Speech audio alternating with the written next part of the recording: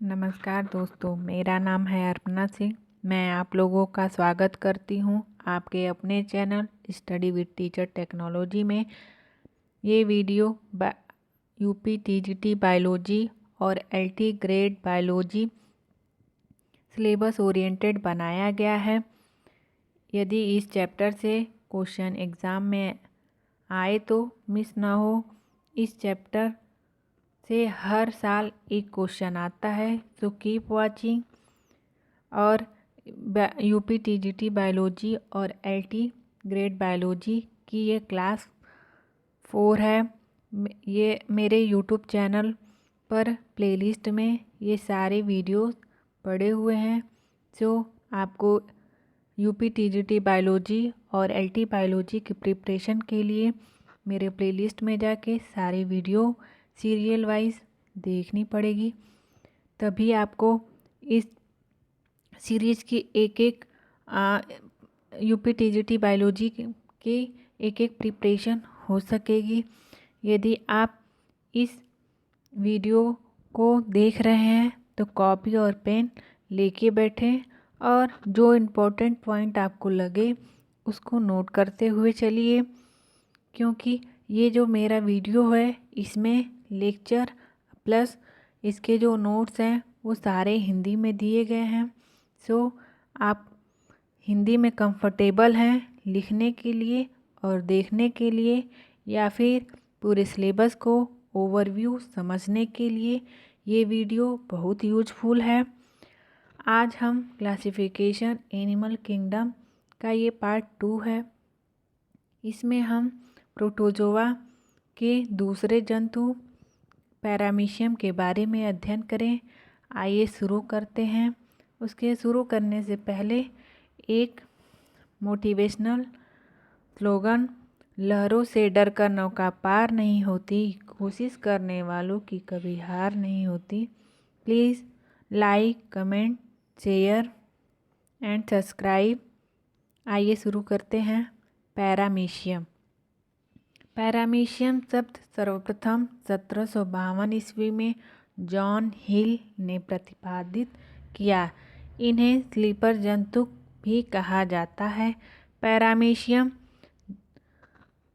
अलवणीय जलयुक्त तालाबों, पोखरों, खाइयों, नदियों व झीलों में पाया जाता है।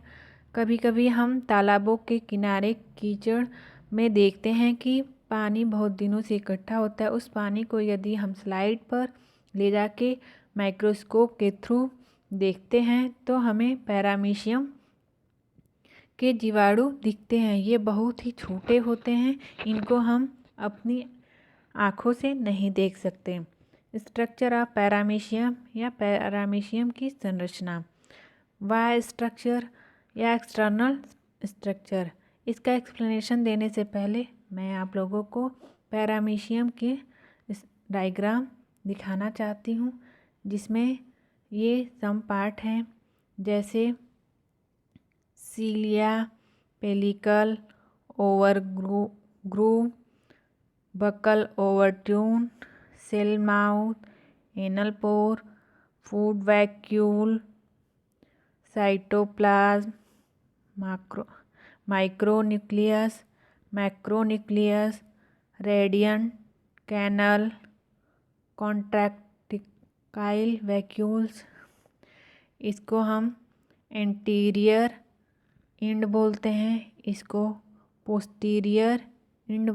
हम पोस्टीरियर इंड बोलते हैं, और इसको ग्रैंडुअल टफ बोलते हैं। इसको जो ये पोर्शन है इसको हम ग्रैंडुअल टफ बोलते हैं।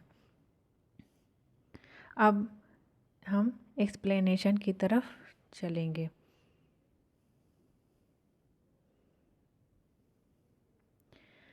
Structure of paramecium. External structure. Paramecium एक माइक्रो ऑर्गेनिज्म है। पैरामीशियम कार्डेटम की लंबाई 170 से 290 माइक्रोन होती है। यह सबसे बड़ी प्रजाति है। पैरामीशियम की कई प्रजातियां पाई जाती है, जिसमें पैरामीशियम कार्डेटम सबसे बड़ी जाती है। पैरामीशियम प्राय शिल्पाकार, सिक्काकार व तरकू आकार के होते हैं। शिल्पाकार का मतलब होता है आपके चप्पल की जो आकार होती है उस आकार का ये पाया जाता है। पैरामीशियम के शरीर का बाह्य आवरण सजीव, दृढ़ व प्रत्यास्थ व उपत्वचीय या क्यूटिकल झिल्ली होता है, जिसे पेलिकल कहते हैं। यह 3 कलाओं की बनी होती है, जैसे बाह्य प्लाज्मा कला, बाह्य कूपिकीय कला, अंतःकूपिकीय कला। शरीर की अधर सतह पर एक स्पष्ट तिरछा व छिछला गर्त होता है, जिसे मुख खाच या ओरल ग्रो कहते हैं। यह पीछे की ओर तुम्बिका बनाती है। यह तुम्बिका पीछे की ओर मुखगुहा में खुलती है, जिसे साइटोसोम कहते हैं। पैरामीशियम के संपूर्ण शरीर पर असंख्य महीन व छोटे रोम होते हैं, जिन्हें पच्छाब या सीलिया कहते हैं। पश्च सिरे पर कुछ पच्छाब बड़े होकर एक पुच्छीय गुच्छ या कैजुअल टफ की रचना करते हैं। आंतरिक संरचना। आंतरिक संरचना में हम कोशिका द्रव्य 2 भागों में विभाजित होता है। परिधीय शकराकार स्वच्छ व गाढ़ा भाग, जिसमें अधपच्छाबी तंत्र व ट्राइकोसाइट्स होती है। यह एक्टोप्लाज्म या बहिर्द्रव्य कहलाता है। कोशिका द्रव्य एक केंद्रीय बड़ा कणदार व अर्ध तरल भाग अंतःद्रव्य या एंडोप्लाज्म कहलाता है। इसमें सामान्य कोशिकीय अवयव जैसे माइटोकॉन्ड्रिया, गोल्गी काय, राइजोसोम, क्रिस्टल, संचित भोजन कणिकाएं इत्यादि पाए जाते हैं। केंद्रक संकुचनशील रिक्तिकाएं और खाद्य धान्यां मुख्य एंडोप्लाज्मी अंतर्वेशन हैं। तनुत्वकी कूपिकाओं के ठीक नीचे अपच्छाबी तंत्र पाया जाता है, जो आधारी कायों एवं काइनेटोडे स्मेटा का बना होता है। आधारीय काय पच्छाब की आधारीय रचना होती है। इसे काइनेटोसोम भी कहते हैं। प्रत्येक आधारी काय एक तारक केंद्र या सेंट्रियोल या उसकी उत्पत्ति होती है। अब मैं आप लोगों को इसमें पूरा फुल स्ट्रक्चर हाथ से बना हुआ डायग्राम बताती हूँ, जिसमें सीलिया पच्छाब जिसको बोलते हैं हिंदी में, फिर पेलिकल मुख खाच या ओरल ग्रो, सेल माउथ या साइटोसोम यहाँ पे होता है। जब कोई पैरामीशियम किसी ऑर्गेनिज्म को अपने मुख में लेता है तो यहाँ पे ये पोर्शन पे जो दिख रहा है ये सेल माउथ होता है, और यहीं पर फॉर्मेशन होता है फूड वैक्यूल्स का। और फूड वैक्यूल्स इधर से फूड वैक्यूल्स होते हैं जो फॉर्मेशन करते हैं। फिर फूड वैक्यूल्स सर्कुलर करते हुए ऊपर की तरफ भी जाता है। फिर माइक्रो न्यूक्लियस भी, ये छोटे छोटे माइक्रो न्यूक्लियस पाए जाते हैं, और इसमें कुछ बड़े माइक्रो न्यूक्लियस भी होते हैं। फिर उसके बाद से साइटोप्लाज्म पाया जाता है। जो छोटे छोटे ये भाग जो दिख रहे हैं ये साइटोप्लाज्म होते हैं।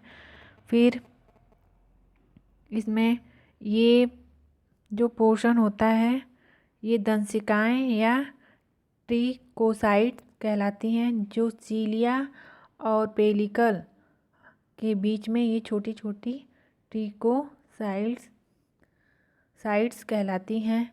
इसको हम जो ऊपर के पोर्शन ये होते हैं इनको हम इंटीरियर एंड कहते हैं, और फिर पोस्टीरियर एंड ये होते हैं, और कैडुअल टफ ये होते हैं। फिर हम आंतरिक संरचना के बारे में बात करेंगे। जिसमें ये तो हमने आंतरिक संरचना देख ली है। फिर इसके आगे हम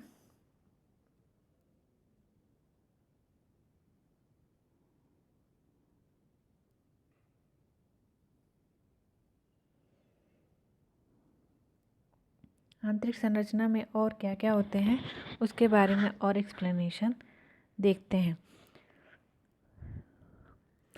काइनेटोडेस्मेटा पच्छावों की आधारिक कार्यों से संबंध और एक्टोप्लाज्म में स्थित विशिष्ट पट्टीदार काइनेटोडोस्मी तंतुओं का एक तंत्र होता है। संपूर्ण एक्टोप्लाज्म में आधारिक कायों का एक विशेष प्रकार का छड़ तुल्य या अंडाकार अंगक होते हैं जिसे ट्राइकोसिस्ट कहते हैं। इसमें ट्राइकिनिन नामक रेशे प्रोटीन पाया जाता है। ये बाहर तंतुवक में छोटे छिद्रों की सहायता से खुलते हैं। ये आक्रमण व सुरक्षा के अंगक हैं। ट्राइकोसिस्ट का मैंने आपको दिखाया था। ये ट्राइकोसिस्ट होता है जो इनकी सुरक्षा करता है और इसमें एक प्रोटीन पाया जाता है जिसको हम बोलते हैं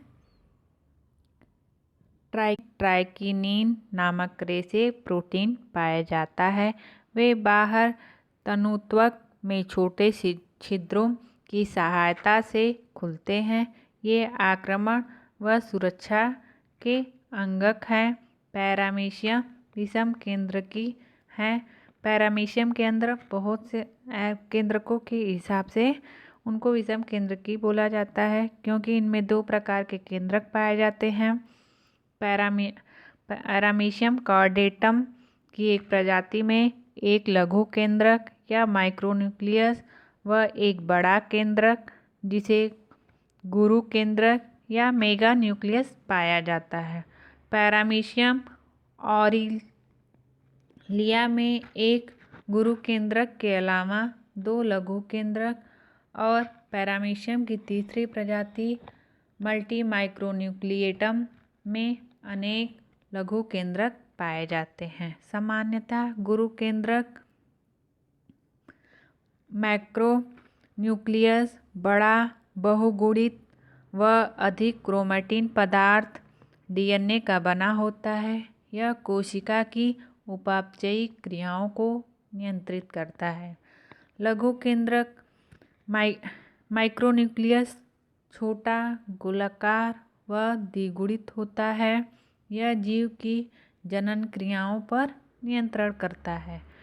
पैरामीशियम में दो संकुचनशील रिक्तिकाएं पाई जाती हैं। प्रत्येक रिक्तिका चारों ओर से लंबी सक्रिय तर्करूप 6 से 10 अरीय नलिकाओं द्वारा घिरी होती है जो कोशिका द्रव्य में दूर तक फैली होती है। अंतःद्रव्य में असंख्य असंकुचनशील गोलाकार खाद्यान्नियाँ या फूड वैक्यूल्स गति करती हुई पाई जाती हैं। ये कोशिका द्रव्य में चक्रण करके भोजन का पाचन करती हैं। अब हम पैरामीशियम का जीवन चक्र या लाइफ साइकिल ऑफ पैरामीशियम पढ़ेंगे कि उनमें कैसे रिप्रोडक्शन होता है। इनमें दो प्रकार से रिप्रोडक्शन पाए जाते हैं, एक अलैंगिक दूसरा लैंगिक। अलैंगिक रिप्रोडक्शन को इंग्लिश में असेक्सुअल रिप्रोडक्शन और लैंगिक जनन को सेक्सुअल रिप्रोडक्शन कहा जाता है। अलैंगिक जनन में अनुप्रस्थ या क्षैतिज द्विखंडन या बाइनरी फिशन के द्वारा जनन होता है और सेक्सुअल रिप्रोडक्शन या लैंगिक जनन में कंजुगेशन, इंडोमिक्सी, ऑटोगैमी, साइटोगैमी के द्वारा होता है। पैरामीशियम अनुप्रस्थ द्विखंडन द्वारा लैंगिक जनन करता है। इसके अलावा इसमें अनेक प्रकार के केंद्रक की पुनर्गठन जैसे समयुग्मन, अंतःमिश्रण, स्वक युग्मन आदि भी होते हैं।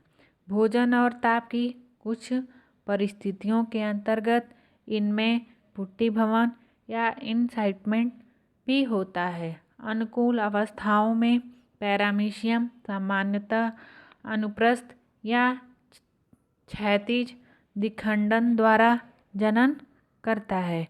इससे यह दो भागों में विभक्त हो जाता है। लघु केंद्रक समसूत्री विभाजन से और गुरु केंद्रक असूत्री विभाजन से विभाजित होता है। परिणाम स्वरूप दोनों संततियां पैरामीशियम बनते हैं। इनमें से जो जनक प्राणी के अग्रभाग से बनता है उसे प्रोटर व पश्च भाग से जो बनता है ऑपिस्थ्य कहते हैं। जैसे मैं आपको दिखा रही हूँ,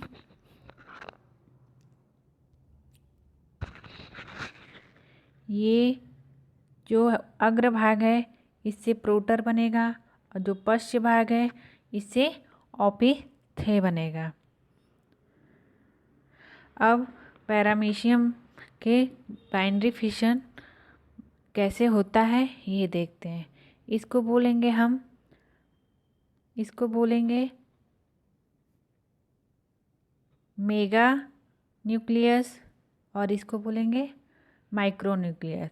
मेगा न्यूक्लियस में एमाइटोसिस डिवीज़न होता है और माइक्रो न्यूक्लियस में मिटोसिस डिवीज़न होता है।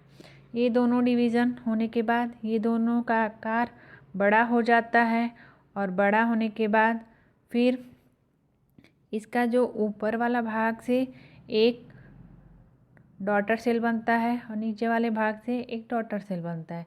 ये वाला जो भाग है इसको प्रोटर बोलेंगे और ये वाले भाग को हम ऑपिस्थ्य बोलेंगे। फिर उसके बाद से ये फिर अलग होके दो पैरामीशियम का निर्माण करते हैं। अब इनमें लैंगिक जनन, ये जो अलैंगिक जनन में बाइनरी फिशन में एक ही पैरामीशियम से इसमें मिटोसिस और एमिटोसिस की क्रिया द्वारा दो डॉटर पैरामीशियम बनते हैं। अब लैंगिक जनन या सेक्सुअल रिप्रोडक्शन या निम्न 4 प्रकार का होता है, जिसे कंजुगेशन, इंडोमिक्सिस, ऑटोगेमी, साइटोगेमी कहते हैं।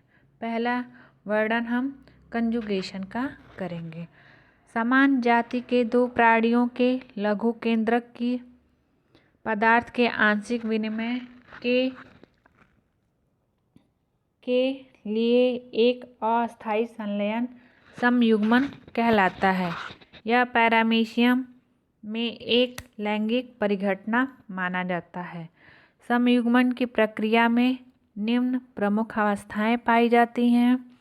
समयुग्मन में भिन्न भिन्न संगम प्रकार के दो प्राणी या पूर्व संयुग्मक या प्री कंजुगेट्स अपने अधरतल से परस्पर संपर्क करते हैं और अपनी मुख खांचों से जुड़ जाते हैं।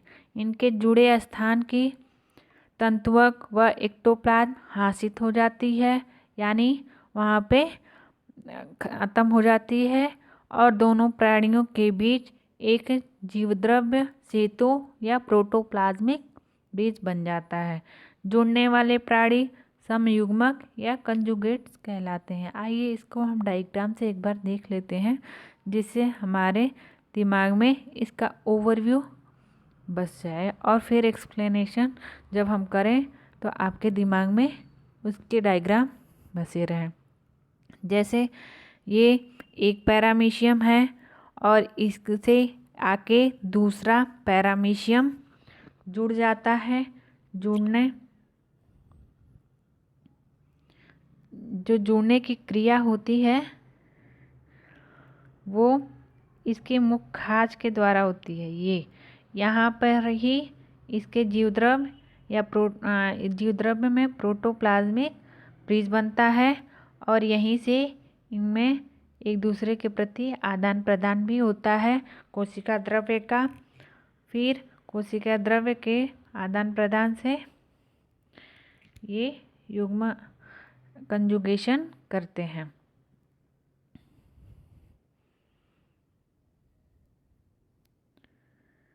प्रत्येक समयुग्मक का कायकीय गुरु केंद्रक छोटे छोटे टुकड़ों में टूट जाता है। प्रत्येक समयुग्मक का लघु केंद्रक अर्धसूत्री विभाजन से विभाजित होकर 4 अगुणित संतति लघु केंद्रक का निर्माण करता है, जिनमें से 3 अपभ्रष्ट या डिसअपीयर हो जाती हैं। शेष बची एक संतति लघु केंद्रक मियोसिस सूत्री विभाजन द्वारा विभाजित होकर दो असमान प्राक केंद्रक या युग्मक केंद्रक बनाती हैं। इनमें छोटी सक्रिय प्रवासी युग्मक केंद्रक व बड़ी निष्क्रिय अचल युग्मक केंद्रक होती हैं। ये दोनों युग्मक केंद्रक संलयित होकर द्विगुणित युग्मनज जाइगोट केंद्रक का निर्माण करती हैं। यह क्रिया उभय मिश्रण कहलाती है। जुड़े हुए दोनों पैरामीशियम 12 से 48 घंटे के पश्चात एक दूसरे से अलग हो जाते हैं, जब ये बही समयुग्मक या एक्सोकंजुगेट्स कहलाते हैं। बही समयुग्मक में युग्मनज केंद्रक में शीघ्रता से 3 विभाजन होते हैं, जिसमें से प्रत्येक में 8 केंद्रक बन जाते हैं। इनमें से 4 लघु केंद्रक व 4 गुरु केंद्रक बन जाते हैं। 3 लघु केंद्रक खंडित होकर अदृश्य हो जाते हैं, जबकि शेष बचा एक लघु केंद्रक बही संयुग्मक के साथ द्विखंडन द्वारा विभाजित हो जाता है। इस प्रकार प्रत्येक बही संयुग्मक से 2 संतति पैरामीशियम बन जाते हैं, जिनमें से प्रत्येक में 2 गुरु केंद्रक एक लघु केंद्रक होता है। संतति पैरामीशियम के विभाजन के साथ लघु केंद्रक फिर विभाजित हो जाता है। अंत में प्रत्येक संयुग्मक में 4 संतति प्राणी, जिसे एक गुरु केंद्र एक लघु केंद्र का निर्माण होता है। आइए इसको हम हाथ से बने हुए डायग्राम में ज़्यादा अच्छे से समझते हैं। पहले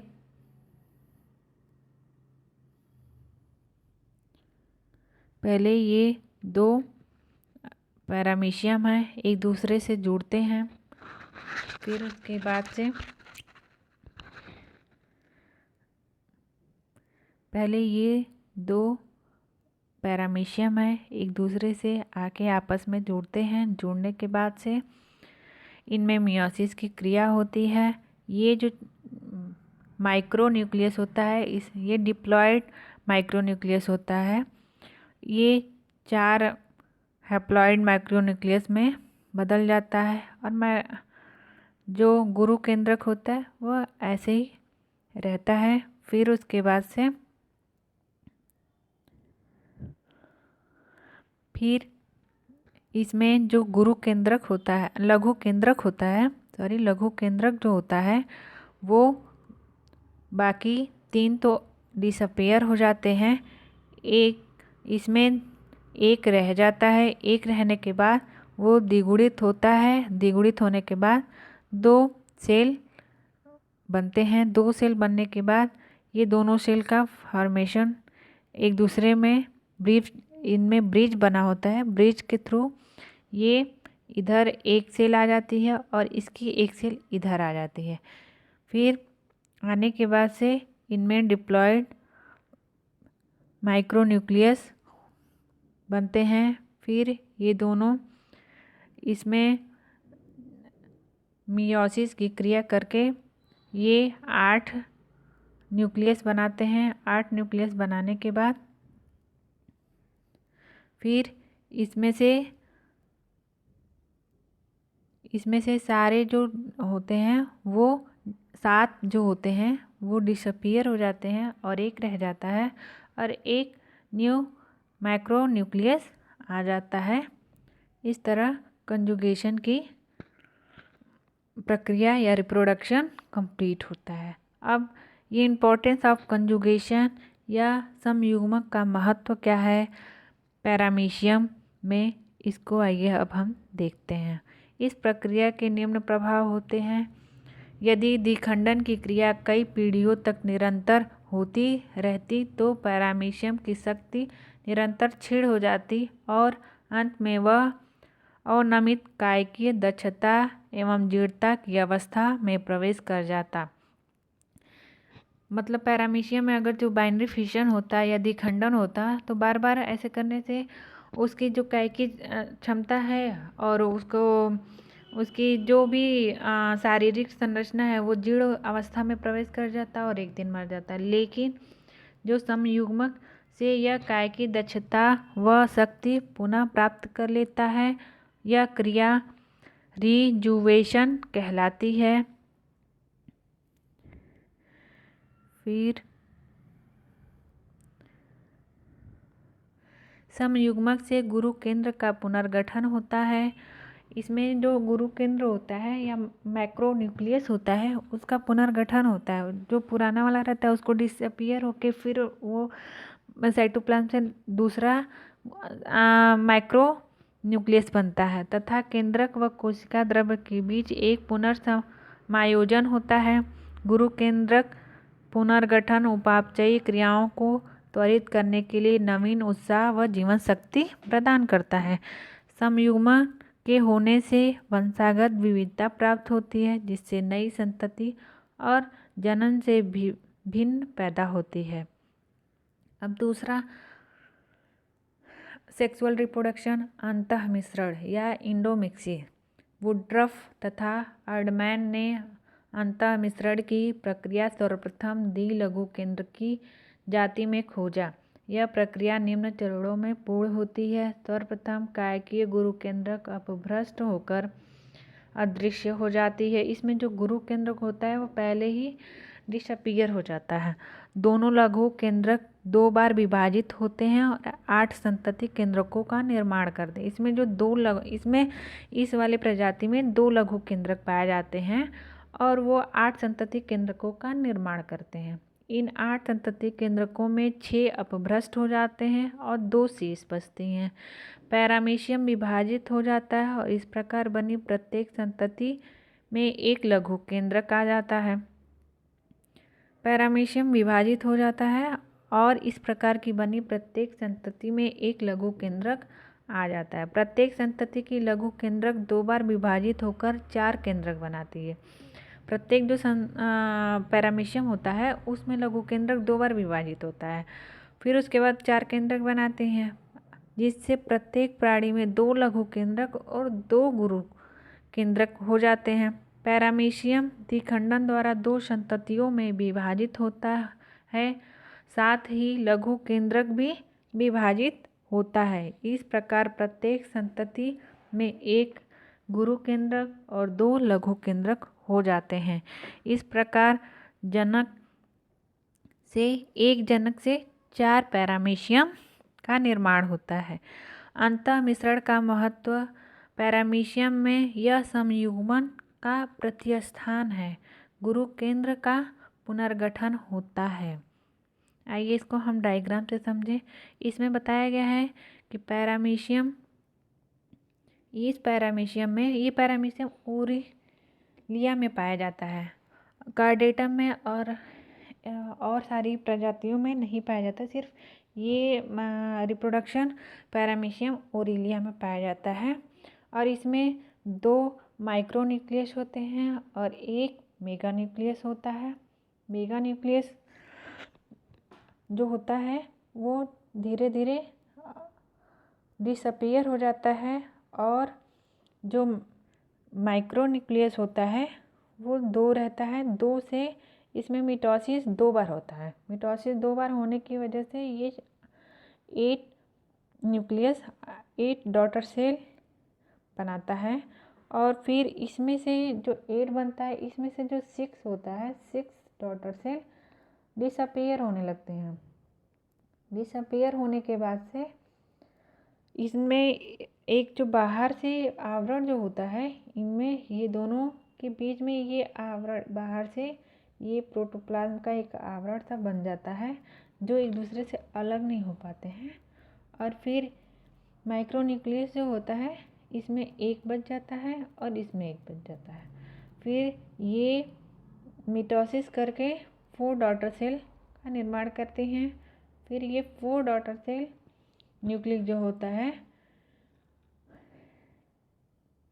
4 डॉटर सेल न्यूक्लियस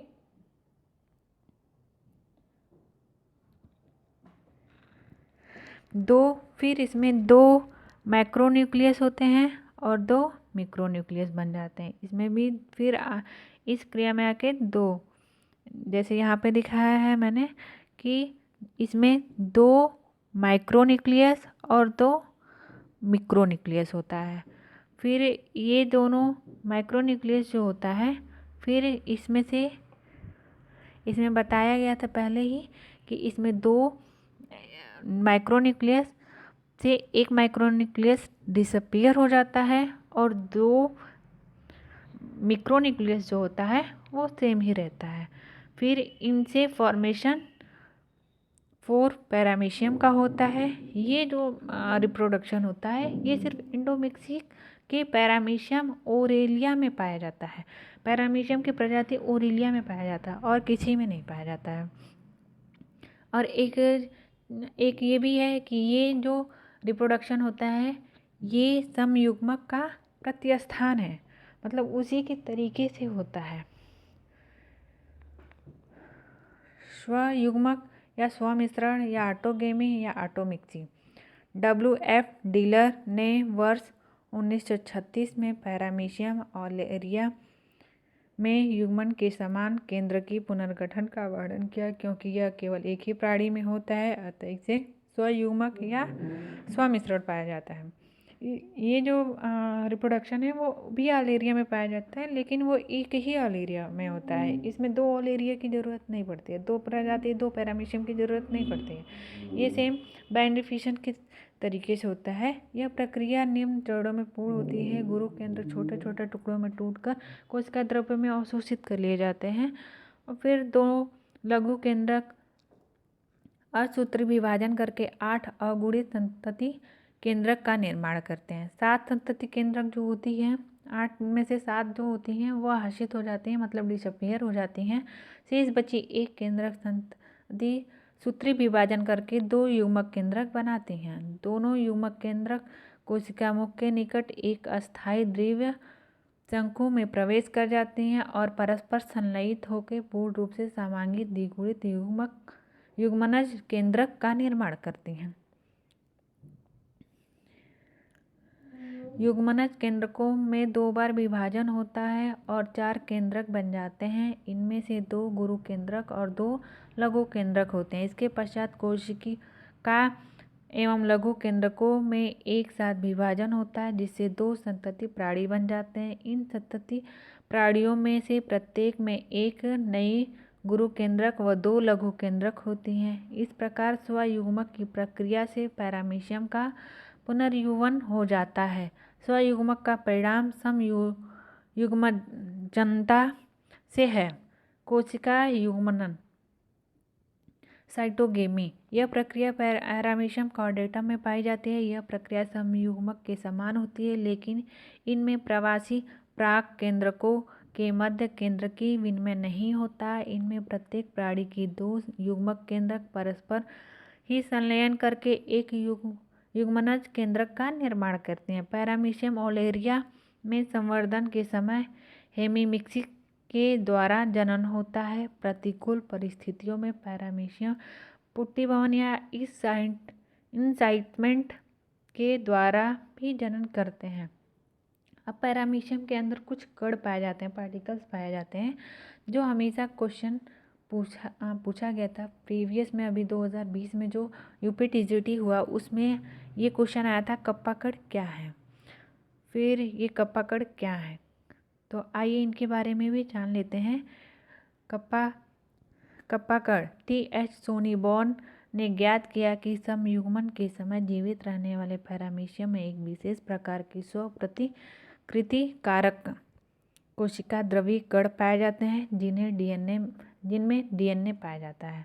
इन्हें कप्पा कण कहते हैं। ये कण एक मारक या किलर पदार्थ होते हैं उस पदार्थ का नाम है पैरामीसिन उत्पन्न करते हैं, जो कप्पा विहीन प्राणियों की मृत्यु का कारण बनते हैं। जो कप्पा विहीन पैरामीशियम होते हैं उनके या अदर कप्पा विहीन प्राणी होते हैं उनकी मृत्यु का ये कारण बनते हैं। दूसरा पार्टिकल है पाई पार्टिकल। ये कप्पा कणों को उत्परिवर्तित या म्यूटेंट रूप है जो विषैले पदार्थ का श्रावण नहीं करते।